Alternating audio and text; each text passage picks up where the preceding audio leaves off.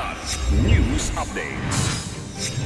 Mga balita ngayon, crime rate sa Metro Manila bumaba noong Pebrero. Mataas na pagtitiwala ng publiko sa Armed Forces of the Philippines kinilala sa Octa Survey. Recruitment ng MNLF papasok sa AFP, pinabulaanan ng pamahalaan.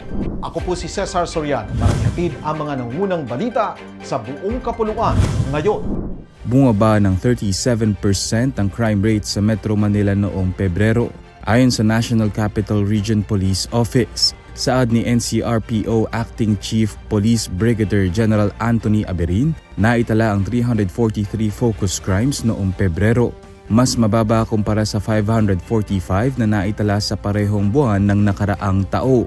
Kabilang sa focus crimes ang murder, homicide, physical injury, rape, theft, robbery, vehicle at motorcycle theft, na pare-parehong bumaba ang bilang noong nakaraang buwan. Dagdag pa ni Aberin, tumaas ang crime solution efficiency ng 8.68% matapos makapagtala ng 76.38% para sa buwan ng Pebrero.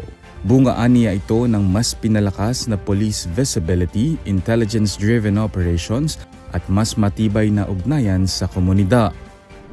Malakas pa rin ang tiwala ng mga Pilipino sa Armed Forces of the Philippines o AFP ayon sa pinakahuling survey ng Octa Research. Batay sa tugon ng masa survey na ginawa noong November 10 to 16, 2024 sa 1,200 respondents, 75% ng mga Pilipino ang nagtitiwala sa AFP habang 76% naman ang nasisiyahan sa kanilang performance. Ayon kay AFP spokesperson Colonel Francel Margaret Padilla, ang mataas na tiwalang ito ay bunga ng patuloy na dedikasyon ng militar sa pagtatanggol sa bansa, pagsunod sa konstitusyon at pagpapakita ng profesionalismo. Ipinakita rin ng survey ang matibay na suporta ng publiko sa modernisasyon ng AFP sa 79% at pagpapalakas ng pandaigdigang ugnayan para sa seguridad sa 78%. Samantala, 83% ng mga sumagot ang naniniwala sa pagiging neutral ng AFP sa politika. Ayon pa sa AFP, lalo nilang paiigtingin ang kanilang serbisyo upang mapanatili ang kapayapaan at seguridad ng bansa. Mariing pinabulaanan ng Office of the Presidential Advisor on Peace, Reconciliation and Unity o OPAPRO ang maling impormasyon ukol sa pagre-recruit ng mga miyembro ng Moro National Liberation Front o MNLF sa Armed Forces of the Philippines o AFP. Ayon kay Secretary Carlito Galvez Jr., isang press conference sa Barangay Kabatangan, Zamboanga City ang ginamit ni Sheriff Edgel Alimudi na nagpakilalang Governor General ng MNLF upang ikalat ang maling balita. Nilinaw ni Galvez na walang espesyal na recruitment para sa mga dating kasapi ng MNLF sa AFP o sa Philippine National Police o PNP. Aniya, lahat ng nais pumasok sa serbisyo ay kailangang dumaan sa regular na proseso. Dahil dito nanawagan ang OPAPRO sa publiko na maging mapanuri at huwag magpadala sa maling impormasyon na maaaring makasira sa kapayapaan at seguridad sa rehiyon. Matatandaang nagdulot ng tensyon sa Zamboanga City noong isang linggo ang pagdating ng halos 100 MNLF combatants nang walang koordinasyon, ngunit napawi rin nang mapauwi sila makaraan ng ilang araw sa pananatili sa lungsod. In thy name. In thy name. In thy name. In thy name. In thy name. In thy name. In thy name. In thy name. Showing po ito on March 5. Nationwide po yan. See you. God bless po. Sana supportahan.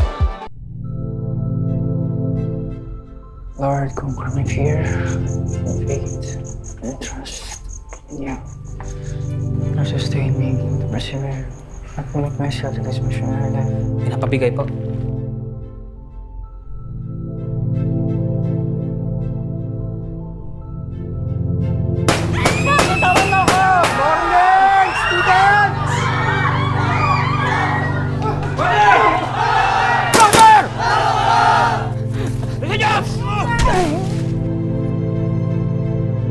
Nagdeklara ng giyera ang Abu Sayyaf. Hindi tayo hinto. We cannot lose any more personnel. Nawa kayo! Isip sarili mo. Sa ngalan ng Ama, Anak, ng Espiritu Santo.